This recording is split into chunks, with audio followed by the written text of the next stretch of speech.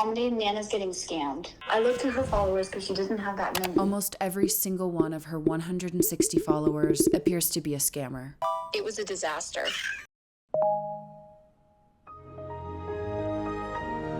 It's Thursday and my sister calls me. Amandine Nana's getting scammed. So we get on a three-way call with my mom. You called. Bonjour. Hold on. I ran out of scones, and then I ran out of, Dad eats like there's no tomorrow. I ran out of cereal, and then I do scones for me. He doesn't do scones, but I do scones. Mom, what happened with Nana? I was calling her because we were supposed to go to Nolan's graduation. And she says, well, I don't know if I can come because I have a boyfriend now. And I was like, wait a minute. What do you mean he's 55? Yes, Veronique, he's 55 and good looking. I said, Mom, stop it right there. How did you meet him? Where did you meet him? I met him on the internet. So my sister and I get to work. I looked at her followers because she doesn't have that many. And I was like, because she said 55, so I picked out everyone who looked relatively in that age range. Okay, so I found 3 options. Bernhardt, Diego, and Michael Page.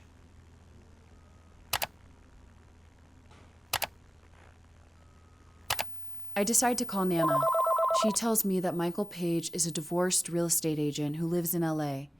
He's half American and half Portuguese. He's very persistent. Je lui ai dit que la différence d'âge que nous avions, c'était impossible. Alors il m'a dit, mais quel est le mal de devoir parler? Effectivement, il n'y a pas de mal à parler, ça c'est vrai. They've been talking for 8 months. So I tell Nana that I'd like to check out her Instagram anti-scammer features. She doesn't know her password, so I need to get into her email, to get into her Facebook, to get into her Instagram. The entire process takes about 45 minutes. Almost every single one of her 160 followers appears to be a scammer. I check their messages. I find some red flags. I ask Nana if she's ever called Michael Page. Oui, je l'ai appelé une fois. But she couldn't really understand him because he spoke in a whisper, because apparently he had been in a car accident as a child which had damaged his vocal cords. In telling me this, it seems like she doesn't believe it herself. I tell her I think this is a lie. I think I get through to her. I show her how to block his contact. I tell her any questions she has, he will have an answer to. The next day, she sends me a text. Amandine, non, je ne l'ai pas bloqué pour la simple raison qu'il me fallait savoir la vérité. Juste parce que nous avions une différence d'âge qui n'est pas la norme, que cela veut dire qu'il va m'assassiner ou qu'il en a après mon argent. Je suis suffisamment lucide pour savoir où je mets les pieds. So my sister calls her. It was a disaster. Apparently, Michael Page drove 6 hours to his cousin's house and back just to get his passport so he could send a picture of it to Nana. And I said, what man is driving 3 hours each way to go find their passport? Why is it so far away from him? She goes, fake a picture of a U.S. passport? I don't think so. And I said, yes, Nana, if you don't believe that somebody can fake a picture of a U.S. passport, then you're in a lot of trouble because you're going to have a hard time seeing through some of the other scams. She gave him her address, and they're planning on meeting up for her birthday. At this point, I'm panicking. I try calling the police non-emergency line, but she keeps telling me, no victim, no crime. So I use his pictures to do reverse Google image searches. At first, I find nothing, but then I find the real Michael Page. Michael Page is not a divorced, half American and half Portuguese father of 2, living in Los Angeles, working in the real estate business. The part that she sees, that is the stolen identity of a gay leather daddy living in Palm Springs. The part that she texts, that person is a mystery, out there somewhere. C'était bien de pouvoir parler à quelqu'un qui avait envie de te parler.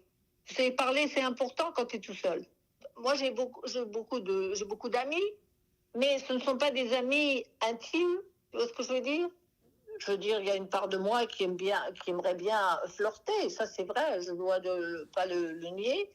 parce qu'il y a une part de moi qui n'a jamais été assouvie. J'ai été mariée 2 fois, j'ai eu quelques amants, ça n'a jamais été, je n'ai jamais été le centre de leur attention, tu vois ce que je veux dire?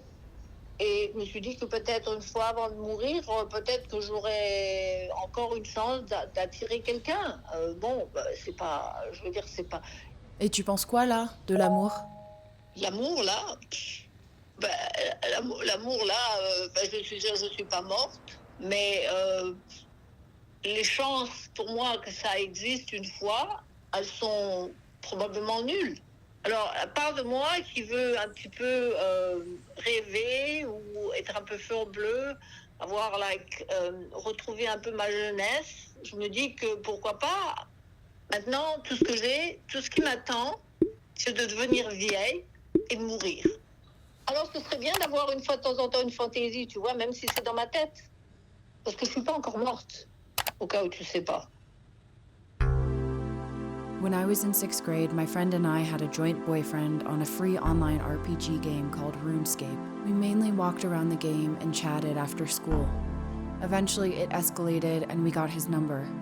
When we finally worked up the courage to call, none of us said anything on the phone. The only thing we asked was, "Can you say coffee?" Coffee, Because he had a Boston accent.